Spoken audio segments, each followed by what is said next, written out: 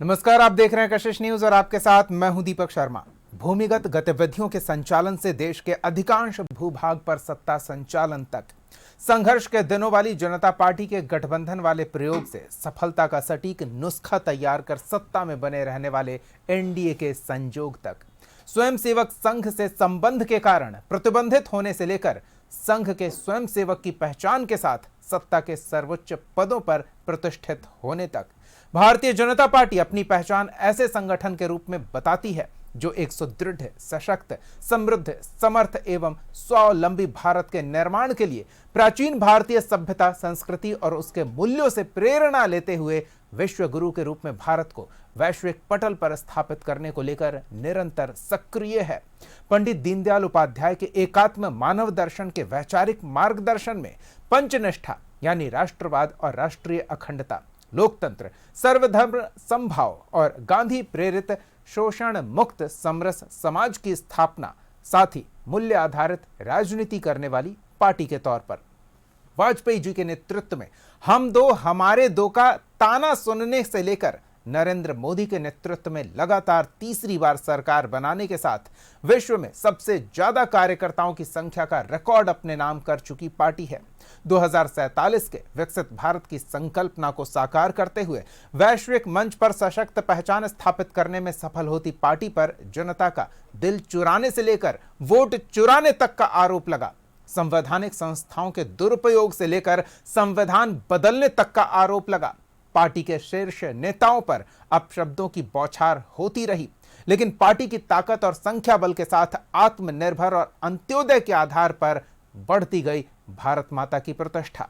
स्थापना के 5 दशक पूरा होने से पहले ही भारतीय जनता पार्टी ने जिस पायदान पर खुद को स्थापित किया है, वहां उसे बेहतर समझने के लिए एक सवाल पूछा जाना जरूरी है, और वो ये कि ऐसा क्या हो रहा जो बढ़ता जा रहा बीजेपी का दम और क्यों विपक्ष हो रहा बेदम। सवाल का जवाब लेंगे। हमारे साथ कुछ मेहमान जुड़े हुए, उनसे आपका परिचय करा दें। हमारे साथ बीजेपी की ओर से पार्टी का पक्ष रखने के लिए सुमित शशांक जी हैं, आरजेडी की ओर से पार्टी का पक्ष रखने के लिए प्रमोद सिन्हा जी हैं। सुमित जी, पहला और छोटा सा सवाल यही, ऐसा क्या होता जा रहा है कि बीजेपी का दम बढ़ता जा रहा है, विपक्ष बेदम होता जा रहा है? देखिए दीपक जी, जनसंघ काल से लेकर के वर्तमान तक भारतीय जनता पार्टी को अगर आप देखेंगे तो भारतीय जनता पार्टी की विचारधारा कहती है कि समाज के अंतिम पायदान पर बैठा हुआ व्यक्ति, उसकी आंखों के सपने और उसको जीवंत करने की लड़ाई, ये लड़ाई श्रद्धेय डॉक्टर श्यामा प्रसाद मुखर्जी जी ने भी लड़ी। इसी लड़ाई को श्रद्धेय अटल बिहारी वाजपेयी जी ने भी लड़ा, और इसी लड़ाई को आज देश के यशस्वी प्रधानमंत्री आदरणीय नरेंद्र मोदी जी भी लड़ रहे हैं। एक काल खंड में आपने देखा होगा कि किस तरीके से 2 से लेकर के आज इतने सांसदों तक भारतीय जनता पार्टी पहुंची है। और भारतीय जनता पार्टी का सिद्धांत कहता है, भारतीय जनता पार्टी के नेता कहते हैं कि इस देश में 2 विधान 2 निशान 2 प्रधान नहीं चलेगा, और 2 निशान 2 विधान 2 प्रधान को समाप्त करने का काम भारतीय जनता पार्टी ने किया। हमारे देश के यशस्वी आपने देखा होगा कि प्रधानमंत्री नरेंद्र मोदी जी ने विश्व को एकात्म बंधुत्व में बांधने का काम किया और कहा कि इस देश में कोई भी व्यक्ति, खास करके इस देश में जो अंतिम पायदान पे बैठा हुआ व्यक्ति है, उसको सशक्त करने के लिए लगातार, चाहे आयुष्मान भारत योजना की बात करें, चाहे विभिन्न योजनाओं की बात करें, विभिन्न योजनाओं का क्रियान्वयन करके लगातार सतत प्रक्रिया के अनुसार राष्ट्रीयोदय के लिए, ग्रामोदय के लिए हमने काम किया। और दूसरे तरफ कौन सी विचारधारा थी जिसको जनता ने लगातार, जिसका पतन किया? सब देख रहे थे कि एक कांग्रेसी मानसिकता, गरीबी हटाओ, गरीबी हटाओ, गरीबी हटाओ, लेकिन गरीबी हटा नहीं, देश में गरीबों की संख्या बढ़ती चली गई। लेकिन जैसे ही भारतीय जनता पार्टी आती है, हमने भारत को मजबूत किया। एक तरफ वो लोग थे जिन्होंने कहा कि देश को परमाणु बम की क्या आवश्यकता है। आज ईरान पर जिस तरीके से हमले अमेरिका कर रहा है, उसी तरीके के हमले भारत पर भी होते अगर भारत के पास परमाणु बम नहीं होता। ऑपरेशन बुद्धा के नाम से, ऑपरेशन बुद्धा के नाम से आपने देखा कि उस समय के तत्कालीन प्रधानमंत्री जी ने किस तरीके से परमाणु बम का विस्फोट करवाया और पूरी दुनिया को संदेश दिया कि हम युद्ध में भी विश्वास रखते हैं और बुद्ध में भी विश्वास रखते हैं। तो हमारा स्पष्ट रूप से मानना है, हमारे श्रद्धेय नेता ने भी ये भी कहा था कि इस देश में, इस देश का लोकतंत्र रहना चाहिए। सरकारें आएंगी, सरकारें जाएंगी, पार्टियां रहेंगी, पार्टियां बनेंगी और पार्टियां समाप्त हो जाएंगी। इस देश का लोकतंत्र रहना चाहिए, ये देश रहना चाहिए और देश की मिट्टी रहनी चाहिए। और इस देश की मिट्टी से जन्मे हुए लोगों के लिए हम सबको मिलकर के काम करना चाहिए। और इसी प्रयास के साथ, एकात्म मानववाद के प्रयास के साथ, अंत्योदय के प्रयास के साथ, अंतिम पायदान पर बैठे हुए व्यक्ति के आंखों के सपनों के लिए और उनके सपनों को जीवंत करने के लिए लगातार भारतीय जनता पार्टी ने लड़ाई लड़ा, जिसकी परिणति यह है कि देश के लोगों ने भारतीय जनता पार्टी पर भरोसा किया। बिल्कुल, देशवासियों का भरोसा भारतीय जनता पार्टी पर है और इसलिए भारतीय जनता पार्टी आज संख्या के हिसाब से, कद और पद के हिसाब से उसके नेता बढ़ते जा रहे हैं और विरोधियों का दम निकलता जा रहा है। हमारे साथ कांग्रेस से पक्ष रखने के लिए चंद्रभूषण जी भी जुड़ गए हैं। चंद्रभूषण जी, हमारा यही छोटा सा सवाल है, बीजेपी के स्थापना दिवस पर 5 दशक से भी कम समय में पार्टी ने खुद को एक ऐसे स्थान पर पहुंचा लिया है जहां से ये सवाल बनता है कि ऐसा क्या कर रही है पार्टी जिससे इनका बढ़ता जा रहा है दम और विपक्ष होता जा रहा बेदम। क्या कहेंगे आप? दीपक जी, सबसे पहले तो शुक्रिया अपने शो पे मुझे बुलाने के लिए, और भारतीय जनता पार्टी के प्रवक्ता यहाँ बैठे, सबसे पहले तो उन्हें बधाई इस बात की कि उनका आज स्थापना दिवस है। किसी भी पार्टी के लिए उसका फाउंडेशन डे एक बहुत बड़ा दिन होता है। जहाँ तक बात आपने ये कहा कि आज के टाइम बीजेपी वर्ल्ड की लार्जेस्ट पार्टी है, एक तो इनका जो मिस कॉल अभियान है कि आप जो है मिस कॉल दीजिए और जो है पार्टी का सदस्यता आपको मिलेगा, उसके बारे में अपने आप है कि भाई एक नंबर पे फ़ोन करने से कौन आदमी किस पार्टी का मेंबरशिप हो जाता है। और दूसरा चीज़ ये कि विपक्ष का दम निकलता जा रहा है। हम सब जानते हैं कि साल 2014 में नरेंद्र मोदी किस वेव पे आए थे। नरेंद्र मोदी ये बात कह के आए थे कि हम सबके अकाउंट में 15 लाख रुपया देंगे, हम 2 करोड़ रोजगार देंगे, जो उनका बेटर था। वो बार बार डॉलर के मुकाबले रुपए के गिरने पे कहते थे कि जैसे जैसे डॉलर के मुकाबले रुपया गिरता जा रहा है, सरकार की इज्जत गिरती जा रही है। वैसे आजकल उनका वीडियो वायरल होता है, भारत माँ का इज्जत गिरता जा रहा है। क्योंकि देखिए, प्राइम मिनिस्टर का उनका ये सब मुद्दा था, गैस सिलेंडर की महंगाई, पेट्रोल की महंगाई। आज देखिए क्या हाल हो गया है। मैं रोज सुबह हम लोग देखते हैं, अब डॉलर सैकड़ा पार करने जा रहा है। 100 लगभग 95 उस दिन क्रॉस कर गया था। अगर रिसेंट कुछ हुआ तो 100 क्रॉस कर जाएगा। एक तो वो बात हो गया। दूसरा बात कि इन्होंने जो वादा किया था कि भाई हम इतना जॉब्स देंगे, सब कुछ असेसमेंट देंगे, खुद बीजेपी सरकार का जो 2019 लोकसभा चुनाव के बाद इन्होंने जो रिपोर्ट लाया उसमें दिया कि पिछले 45 साल में सबसे अधिक बेरोजगारी थी, 7.8%, जो उन्होंने 2019 के लोकसभा के बाद रिलीज किया था। आश्चर्यजनक बात यह है कि वो जो रिलीज है, जो मॉस्पी है, ministry of statistics and programme implementation, वो लोकसभा चुनाव से पहले रिलीज करना चाहती थी जनवरी में, लेकिन इन्होंने रिलीज नहीं होने दिया क्योंकि जान रहे थे लोकसभा का चुनाव है। मैं बस यही कहना चाहता हूं कि इंस्टीट्यूशंस पे कब्जा करके, ईडी सीबीआई का मिसयूज करके, अभी संजय राउत ने जो किताब लिखा, उन्होंने क्या लिखा? अरे ईडी तो विपक्ष पे छोड़िए, यहां तक कि जगदीप धनखड़ को धमकाने के लिए जो है इन्फोर्समेंट डायरेक्टरेट का यूज हो जाता है। वहां पे उन्होंने लिखा ना कि किस तरीके से जगदीप धनखड़ को धमकाया गया। तो ईडी का यूज करके, सीबीआई का यूज करके, व्यापारी को धमका के, सबके सामने एक बार जब अमित शाह जी बैठे हुए थे तो बजाज कंपनी के मालिक राहुल बजाज ने कहा था कि सभी व्यापारियों में ये बात है कि भाई कुछ भी खोल के मत बोले, सब आपसे डरते हैं। उस पर हमेशा कहा था नहीं नहीं नहीं नहीं ऐसा बात नहीं। उन्होंने मीडिया में टाइम्स नाउ के डिबेट में कह दिया था सबके सामने कि आपसे लोग डरता है। कहने का मतलब लोगों को धमका के, इलेक्शन कमीशन को कब्जा करके, वोट चोरी करके, ये तमाम हटकंडे अपना के ये सत्ता पे हैं। और मैं ये मानता हूं कि जैसे ही ये अभी चुनाव खर्च होगा, अभी तो बीजेपी ने क्या कहा है, क्या किया, बजट से 1 लाख करोड़ रुपया निकाल लिया है। 1 लाख करोड़ करके अभी सारा कुछ मिनिमाइज किए हुए हैं। फिर भी मिनिमाइज क्या किए, हवाई जहाज का भाड़ा बढ़ ही गया, कमर्शियल सिलेंडर का दाम बढ़ ही गया, जो नॉर्मल सिलेंडर है उसके तमाम तरह की शिकायतें हैं, लेकिन फिर भी जनता के बीच इनकी पहुंच, जनता के फीडबैक को अगर हम इनके सत्ता में होने का एक जरिया माने तो वो फीडबैक काफी मजबूत होता जा रहा है समय के साथ साथ है। प्रमोद जी, आप आ रहे हैं, आपको पर्याप्त समय देंगे, कुलभूषण जी आपको पर्याप्त, चंद्रभूषण जी समय देंगे। हम प्रमोद जी का भी थोड़ा पक्ष जान लेते हैं कि आखिर ऐसा क्या इनके नजर से किया जा रहा है बीजेपी के द्वारा कि उनकी संख्या, उनकी पहुंच, उनकी प्रतिष्ठा बढ़ती जा रही है। उनके हिसाब से आप क्या देख रहे हैं?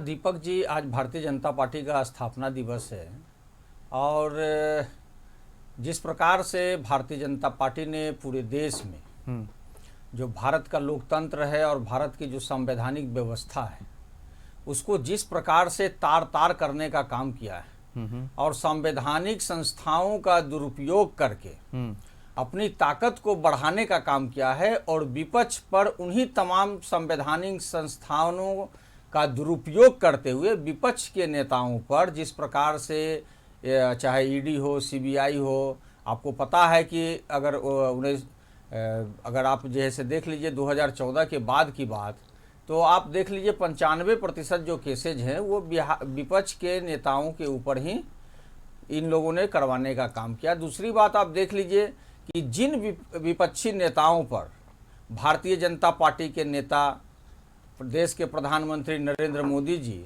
जिस प्रकार से आरोप लगाते हैं, और जब वो विपक्ष के नेता भारतीय जनता पार्टी जब ज्वाइन कर लेता है तो वो भ्रष्टाचार से जो है सदाचारी हो जाता है। तो इस प्रकार की नीतियां भारतीय जनता पार्टी की रही है।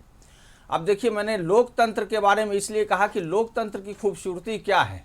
तो लोकतंत्र की खूबसूरती है, और भारत के संविधान निर्माताओं ने जो संविधान में जो अधिकार दिया है, लोकतंत्र में लोक ऊपर है और तंत्र जो है नीचे है, तो इन लोगों ने तंत्र को हावी करने का काम किया है और लोक की गरिमा को गिराने का काम किया है।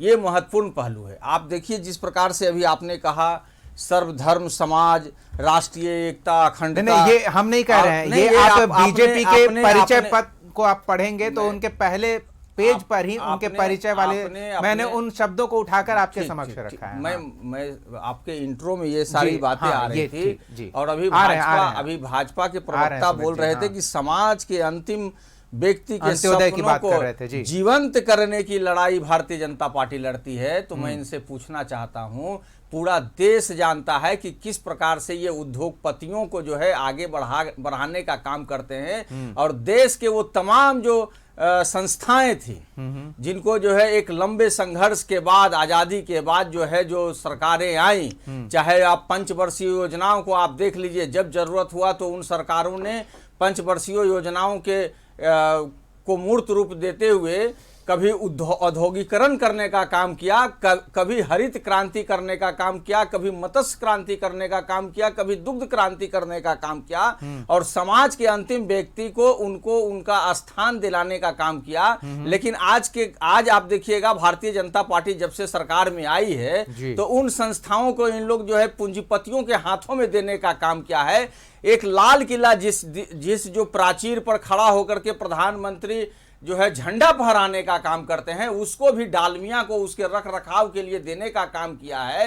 तो आप समझ सकते हैं कि भारतीय जनता पार्टी की मानसिकता क्या है। अगर एफडीआई की बात कर लीजिए तो जब मनमोहन सिंह की सरकार थी 49% एफडीआई की वो बात करते थे ताकि 51% जो है सरकार के हिस्से में रहे, लेकिन तब वो भारतीय जनता पार्टी इसका विरोध करते थे। लेकिन जब वो शासन में आए, सत्ता में आए, तो 100% तक एफडीआई लाने का काम किया और बड़े बड़े उद्योगपतियों को जो है आगे बढ़ाने का काम किया। तो ये है इनकी नीति, कथनी कुछ और करनी कुछ। लेकिन आप इसके बाद भी अगर आप कह रहे हैं कि चूंकि देश में कई हिस्सों में इनकी सरकारें हैं, चाहे राज्य सरकार की बात कर लीजिए या केंद्र में लगातार इनकी 2014 के बाद सरकारें हैं, तो ये इसलिए है क्योंकि ये संवैधानिक संस्थाओं का दुरुपयोग करने में माहिर है। आप देखिए दिल्ली के वर्तमान मुख्यमंत्री को इन लोगों ने किस प्रकार से जो है उनको हटाने का काम किया, ईडी और इस सब को लगा करके। कोर्ट ने क्या कहा? कोर्ट ने उनको बरी कर दिया। क्या आज वहां जो है भारतीय जनता पार्टी की सरकार है,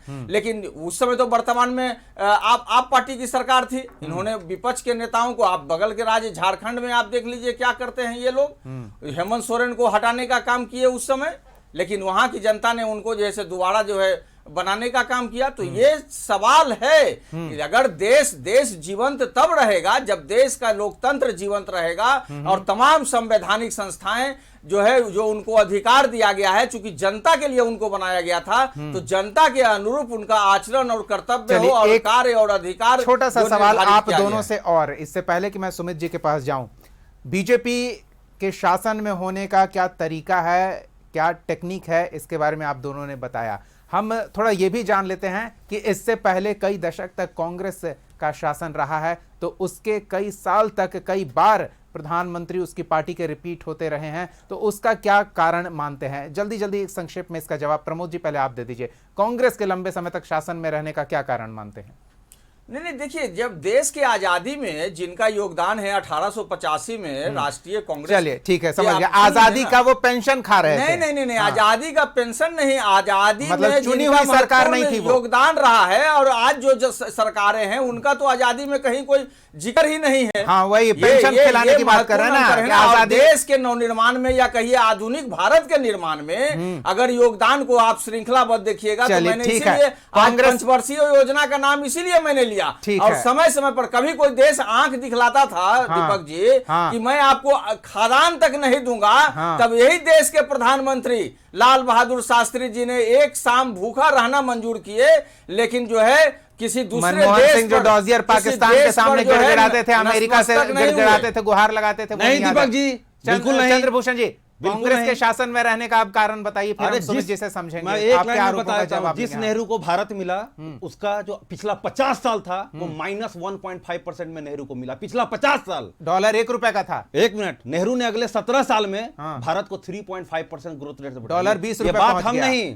डॉलर 20 रुपए पहुंच गया। आपकी भाषा हम बोल रहे हैं, ये बात हम नहीं। अमर सिंह ने आपकी लिखा भाषा बोल रहे हैं कि आजाद भारत में अरे हमने IIT बनाया, हमने IIM बनाया, हमने अपने एम्स घर से बनाया, हमने DRDO बनाया, अपने हमने घर से इसरो बनाया, DRDO सब बनाया, हम क्यों बनाए, झूठ बोल रहे हैं? सब कुछ हम भी बनाए। बोल रहे हैं, सब हमने झूठ। फिल्म सिटी बनाया, फिर झूठ। कहने का मतलब फिर झूठ। जो इंस्टीट्यूशंस कांग्रेस खड़ा, अरे बीजेपी इंस्टीट्यूशंस और कांग्रेस, बीजेपी एक इंस्टीट्यूशन बना सकी अपने घर से। अरे इस हिंदू बोल, खुद को हिंदू का इतना बड़ा पार्टी बोल, एक संस्कृत हिंदू का और वर्ड फेमस इंस्टीट्यूशन से एक साथ मैच नहीं बात करते। कर चलिए ठीक है। नहीं दीपक जी, एक मिनट, नहीं, कांग्रेस एक के शासन इंस्टीट्यूशन करने तैयार नहीं का किया। राज बता दीजिए ना, कांग्रेस के शासन करने का राज, और उसे शासन से दूर जनता ने किस तरह से फेंक दिया है, उसका कभी समीक्षा अरे करने के बाद फेंक अगर दिया, कुछ निरीक्षण मीडिया किया। का एक बहुत बड़ा तबका मैनेज हो गया। क्या बात आप करना चाह रहे हैं, हमको नहीं पता। मतलब कैसे कांग्रेस दिखाता का है। शासन मीडिया के बल पे चलता था। बिल्कुल नहीं, तो आज फिर का क्यों तंत्र मीडिया के कांग्रेस बल पे क्यों चलता सत्ता में है। थी? देखिए, मैं इस पे ज्यादा बोलना नहीं चाहता, नहीं, एक बात मैं कहना आपको चाहता समय हूं। दे रहा हूं, आपके समक्ष मौका दे रहा हूं। मैंने सुमित जी को बुलाया है पार्टी के स्थापना दिवस पर पक्ष रखने का, और मैं बोलने का अवसर आपको दे रहा हूं, फिर भी आप कह रहे हैं हम बोलना नहीं चाहते हैं। ठीक है, क्योंकि आप बोलने के लिए आपके पास कुछ है नहीं, आप मौका दे रहे बस, हैं। सब चैनल का वही हाल है क्या? मेजॉरिटी मेन स्ट्रीम मीडिया का यही हाल है ना आपको। दीपक जी, सबको बराबर हम तो खुल के बोल रहे हैं कि मैं आपको मौका दे रहा हूं। आपने सुमित ये जी चीज को मैंने कहा, उनकी पार्टी के स्थापना दिवस पर कहने के लिए बुलाया है, मौका आपको दे रहा हूं। और क्या आप चाहिए खलीनी से आपको? बुलवा लीजिए अगर आपको ऐसा मानना है। तो आप कह रहे हैं मैं और क्या बोलूं? आप कह रहे मैं हैं, एक चीज कह रहा हूं, हाँ। अगर भारत की जनता ने कांग्रेस पार्टी या जो हमारा गठबंधन था उस पर इतना दिन मौका दिया, इसलिए क्योंकि जो देश हमको मिला था वहां से लेकर 2014 तक, अब बस एक लाइन कहकर बात खत्म करूंगा। टाइम मैगजीन ने 2011 में जो अपना कवर पेज छापा था, उसमें यही छापा था कि जो ड्रैगन है उससे ये हिंदुस्तान मात्र 5 से 8 साल पीछे था। आज भारत 4 ट्रिलियन की इकोनॉमी है, चाइना 19 ट्रिलियन की डॉलर की इकोनॉमी है, हम उससे 5 गुना ज्यादा पीछे हैं। हमने एक हिंदुस्तान को कहां से कहां पहुंचा दिया, यही आप देख लीजिए। कहां से कहां पहुंचा दिया, ये आप इशारा कर रहे हैं। बिल्कुल, हमने जनता के लिए यहां से यहां लेकर आइए ना। हमने जनता का पर ठीक कैपिटा है, इनकम बढ़ाया, समझिए। हमने जनता की गरीबी हटाई। ये मैंने अपने हमने इंट्रो जनता में को कहा रोजगार है दिया। कि बीजेपी के नेताओं के लिए सबसे ज्यादा आप शब्दों का प्रयोग किया जाता है। भावनाओं को समझ लीजिए और अपना जवाब दे दीजिए। इस तरह की बातें, क्या ऐसा कोई आपने नुस्खा अपना लिया है कि उसमें आप शब्दों को डालें और उसको घुमाएं फिराएं पी लें और वो टॉनिक बन जाए बीजेपी के लिए? दीपक जी, अगर सवाल मेरे लिए है तो सबसे पहले तो मैं अपने साथी प्रवक्ता को एक छोटा सा सुझाव दूंगा कि बार बार अपने ही पार्टी के श्रद्धेय नेता, क्योंकि नेहरू जी श्रद्धेय पूर्व के प्रधानमंत्री रहे हैं और स्वर्गीय हो चुके हैं, तो बार बार नेहरू नेहरू बोल करके उनको थोड़ा सम्मान जिस तरीके से ये नहीं दे रहे हैं, ये बड़ा दुर्भाग्यपूर्ण है। लेकिन आशा करता हूं कि ये आगे उनको सिर्फ नेहरू नेहरू नहीं बोलेंगे, उनके आगे नाम के आगे जी भी लगा, थोड़ा सम्मान भी लगा, मन में पूरा भावना है, पता है, मन में मन की भावना मैं किसी के बीच में आपके आप लोग दीपक जी, भावना जनता तक नहीं पहुंच रही है। सब जानते हैं। चलिए, अब सुमित जी की बात मैंने सुन लेते हैं। सुझाव दिया पर्याप्त था, आप मैं लोगों बीच को में नहीं समय दिया। बोलता हाँ, हूं। चलिए दीपक जी, सुमित मैं जी, सिर्फ जल्दी से। इतना कहूंगा कि सिर्फ आपको इतना समझना है कि क्षमाशील हो रिपु समक्ष तुम विनित हुए जितना ही, दुष्ट कौरवों ने तुमको कायर समझा उतना ही। ये पूरा चरितार्थ होता है उस कांग्रेस पार्टी पर जिसने वर्षों तक देश में राज किया और देश को लूटने का काम किया, देश के संसाधनों को बेचने का काम किया। श्रद्धेय अटल बिहारी वाजपेयी जी ने सदन के पटल पे कहा, भारत के विषय में क्या कहा यह जनता को सुनना चाहिए। श्रद्धेय अटल बिहारी वाजपेयी जी ने कहा कि यह भारत जमीन का टुकड़ा नहीं, जीता जागता राष्ट्र पुरुष है।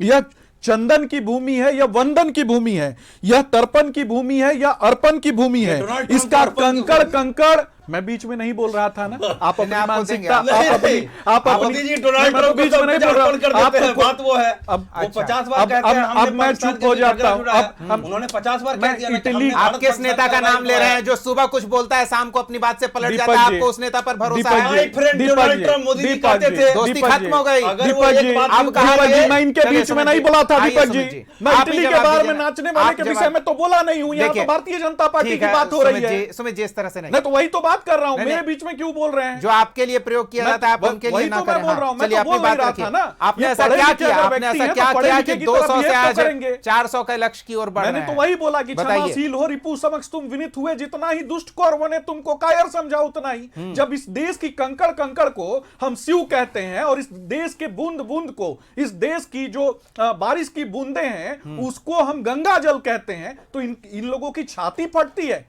ये क्यों फटती है छाती, ये बताना चाहिए। गांव, गरीब, किसान, मजदूर और यहां तक कि आदिवासियों तक, भील, भिलाला, बैगा, भूरिया, इन सभी जनजातियों तक उनके बच्चों को कुपोषण की दर से बाहर निकालने के लिए किसने काम किया? ये भारतीय जनता पार्टी ने काम किया। उनके बच्चे मर रहे थे, उनके बच्चे तड़प रहे थे, महिलाएं कुपोषण की दर में थी, जीवन यापन कर रही थी, उनको बाहर निकालने का काम किसने किया? इसी भारतीय जनता पार्टी ने किया। और ये कांग्रेस पार्टी अट्टहास कर रही थी, उस पर तो इन लोगों को जवाब देना चाहिए। मैंने क्या बोल दिया? मैंने बोला कि आप अपने नेता नेहरू जी का नाम कम से कम इज्जत से लीजिए, क्योंकि वो प्रधानमंत्री थे। अब आप उनका नाम इज्जत से नहीं लेते हैं तो क्या ये मेरी गलती है? हम तो अपने श्रद्धेय नेता अटल बिहारी वाजपेयी जी के द्वारा कहे गए शब्दों को कहते हैं। उन्होंने स्पष्ट रूप से कह दिया था कि सरकारें आएंगी, सरकारें जाएंगी, लेकिन इस देश का लोकतंत्र रहना चाहिए। पार्टियां बनेंगी, पार्टियां बिगड़ेंगी, आरोप तो वही लग रहा है ना कि लोकतांत्रिक व्यवस्था को आप ध्वस्त कर रहे हैं, हम तो वही संवैधानिक बता रहे संस्थाओं हैं, पर कब्जा कर रहे हैं, हम तो वही संविधान बदलने का इरादा रखते हैं। दीपक जी, हम तो वही बता रहे हैं। सदन के पटल पर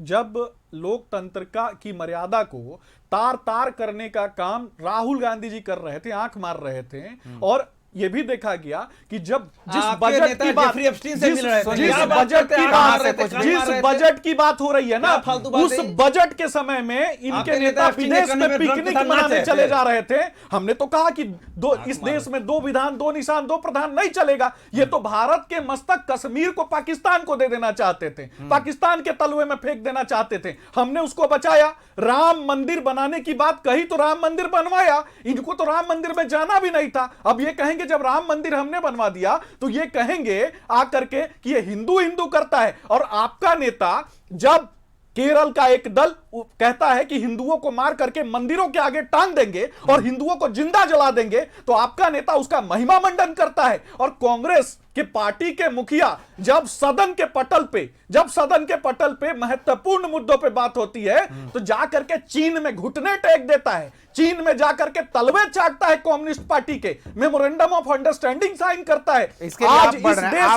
आज इस देश में कोरोना जैसी वैश्विक महामारी आई, मतलब उनकी गलतियों का आपको फायदा मिल रहा है। कोरोना जैसी वैश्विक महासंकट में प्रधानमंत्री नरेंद्र मोदी जी ने खड़े होकर दुनिया को यह बताया कि न केवल हम वैक्सीन बना सकते हैं, पूरी दुनिया तक पहुंचा सकते हैं। और कनाडा ने दिखाया, कनाडा ने बजरंग बली को दिखाया कि बजरंग बली किस तरीके से संजीवनी बूटी लेकर के जा रहे हैं। ये भारत का मान, भारत का सम्मान किस तरीके से दुनिया के सामने लहर रहा था, इस पर कांग्रेसी छाती पीट रहे थे। वो कांग्रेसी जो अंग्रेजों की गोद में पैदा लिए थे, वो कांग्रेसी अंग्रेजों की गोद में पैदा लिया, अंग्रेजों के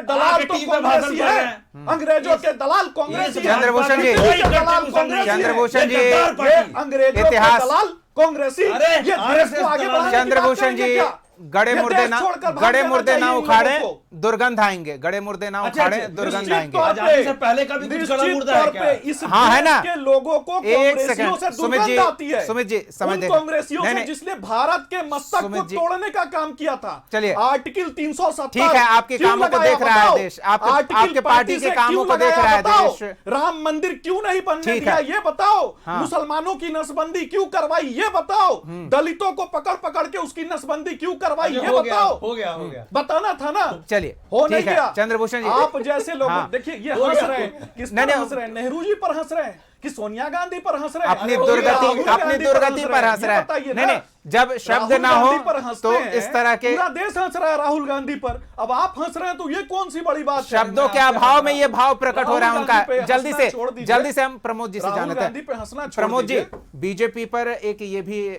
आरोप है कि क्षेत्रीय पार्टियों को निगल जाती है ये, और मतलब बड़ी मछली छोटी मछली को जो खा जाती है वो चल रहा है। लेकिन इनका कहना है कि हम अपने गठबंधन के सहयोगियों को पूरा मान सम्मान देते हैं, बराबरी का अधिकार देते हैं और सम्मानजनक स्थान भी देते हैं। तो इसमें क्या एक बड़ी वजह नहीं दिखती है कि संगठन क्षेत्रीय स्तर पर भी काफी तेजी से अपनी पहुंच मजबूत कर रहा है? देखिए, आपने जो सवाल उठाया तो पूरा तो देश इसका उदाहरण है ना। अगर बिहार के ही परिप्रेक्ष्य में अगर आप बात कर लीजिए तो जो रामविलास पासवान जी की पार्टी को किस प्रकार से इन लोगों ने दो टुकड़े करने का काम किया, जब जरूरत इनको महसूस हुआ तो पशुपति पारस जी को केंद्र में मंत्री बना दिया गया, उनके धड़े को अलग गुट की मान्यता दे दी गई, और जब जरूरत हुआ तो चिराग पासवान को। आप देखिए ना, ये एक जगह की बात थोड़े है जिनके नाम पर ये चुनाव लड़ेंगे, चुनाव के उपरांत जो है से उनको उनका काम तमाम करने का काम करेंगे। बिहार में भी ही इसका उदाहरण है। हम लोग लगातार सवाल उठा रहे थे, ये लोग तो कह रहे थे, अमित शाह जी तो बार बार कहने का काम कर रहे थे कि ये जो जीत करके आएंगे वो तय करेंगे, विधायक दल तय करेंगे कि कौन बनेगा नेता। लेकिन जब इनको लगा कि अब बिना नीतीश जी को आगे किए हुए वोट हमको नहीं मिलेगा, नीतीश जी के नाम का जैसे चुनाव के अंतिम नीतीश जी दौरान तो आपके साथ गए थे ना, वो तो आपने चूक कर दी ना। लेकिन नहीं, सुन लीजिए ना, आपके बात को। गठबंधन समय अभाव है, नहीं, समय अभाव है तो कम जल्दी से से कम complete कर अपनी लेने बात रख दीजिए ना। लीजिए जल्दी से। हाँ, तो लेकिन देखिए कि 25 से 30 का नारा देते देते माननीय मुख्यमंत्री नीतीश कुमार जी को इन लोगों ने 3 महीना में फिनिश करने का काम किया। तो अब तो कहाँ उन्होंने इस्तीफा दे दिया क्या? जदयू को नहीं, उस पर हम अलग से बात करेंगे। उपेंद्र एक बार कुशवाहा जी को देख लीजिए, एक बार नीतीश कुमार का इस्तीफा आ जाने दीजिए। प्रमोद जी, एक बार नीतीश कुमार का इस्तीफा आ जाने दीजिए, उस पर हम अलग से बात कर लेंगे। सुमित जी, इस्तीफा देने का मतलब ही है सुमित कि जी, अब बिहार में मुख्यमंत्री नहीं रहेंगे। जल्दी से सुमित जी, हम चाहेंगे सुमित जी, प्रमोद जी हो गया। सुमित जी 30 सेकंड। सुमित जी, हाँ, नहीं नहीं, आपकी बात आ गई, वंदे मातरम वाली बात भी आ गई। सुमित जी बस 30 सेकंड में बताइए, आगे आगे आगे 10-15 साल का ब्लूप्रिंट बीजेपी तैयार करके चलती है, ऐसा नेता बताते हैं। कहां 20 साल में आप कहां देख रहे हैं? हथियारों से भारत का शीश झुका दोगे, ये मत समझो। ये अमेरिकी हथियार लेके घूमने वाले लोग भारत का शीश नहीं, झुका आप कहां देख रहे हैं 20-25 साल में? अरे जेफरी एप्स्टीन का चेला क्या बोलेगा? अरे जेफरी एप्स्टीन का चेला क्या बोलेगा? सब जेफरी एप्स्टीन क्या बोलेगा? अरे जेफरी एप्स्टीन का चेला क्या बोलेगा? ये हरदीप पुरी एप्स्टीन से मिलता था। चलिए ठीक है, यहाँ एप्स्टीन और ट्रंप तक पहुंच गए हैं और इससे स्वाभाविक है कि समझा जा सकता है कि बताएं कि जेफरी एप्स्टीन से क्यों अरे बीजेपी हरदीप पुरी आपका मिलता था जाके। चलिए ठीक है, हो गया सुमित जी। अरे झूठ बोल रहे आरोप हैं आप। प्रत्यारोप मैं सच बोल रहा हूं। चलता रहेगा रुक जब तक कीजिए। कांग्रेस बची रहेगी या जब तक बीजेपी कांग्रेस को पूरी तरह से खत्म नहीं कर देती, ये स्थिति बनी रहेगी। लेकिन इतना जरूर है कि बीजेपी अब इस स्थिति में पहुंच चुकी है कि अब आगे 2047 तक के प्लान पर, ब्लूप्रिंट पर काम कर रही है और इसका खुलकर ऐलान कर रही है। वैश्विक मंच पर एक मजबूत आवाज भारत की अब सुनी जाती है और दूसरे लोग इसको समझते हैं, मानते हैं, स्वीकार करते हैं, तारीफ भी करते हैं। भले ही विपक्ष की मजबूरी है कि वो अपनी जिम्मेदारियों का निर्वहन करते हुए बीजेपी को यूं ही कोसते रहे, लेकिन क्या इसका फायदा बीजेपी को ही हो रहा है?